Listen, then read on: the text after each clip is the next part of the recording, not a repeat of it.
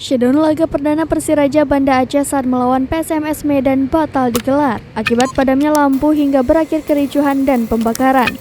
Sebagai kompensasi kepada penonton yang sudah membeli tiket, panitia pelaksana akan menggratiskan penonton masuk ke pertandingan antara Persiraja Banda Aceh melawan PSKC Cimahi pada Sabtu 10 September 2022 sore pukul 16.30 waktu Indonesia Barat.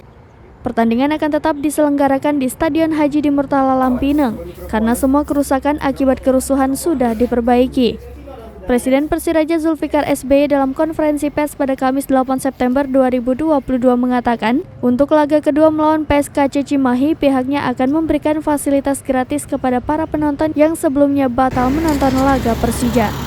Syederalun, berikut laporan wartawan Serambi Indonesia Muhammad Nasir dalam program Live Update Aceh pada Jumat 9 September 2022. Dapat saya laporkan bahwa pada Sabtu 10 September 2022, Persiraja Banda Aceh akan menjalani laga kedua melawan PSKC Cimahi di Stadion Haji di Murtala Lampineng, Banda Aceh pukul 16.30 waktu Indonesia Barat. Laga ini akan digratiskan untuk penonton, artinya pihak panitia pelaksana tidak akan menjual dan mengambil tiket masuk.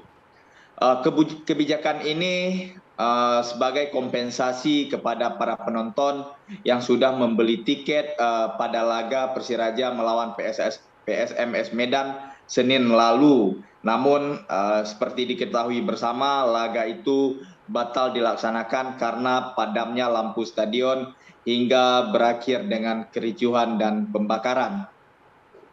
Presiden Persiraja Zulfikar SBY dalam konferensi pers kemarin mengatakan pertandingan akan gratis dan diharapkan para penonton yang sebelumnya sudah membeli tiket laga PSMS melawan Persiraja benar-benar bisa hadir ke stadion, karena memang tujuan digratiskan ini untuk menggantikan atau kompensasi atas pertandingan sebelumnya.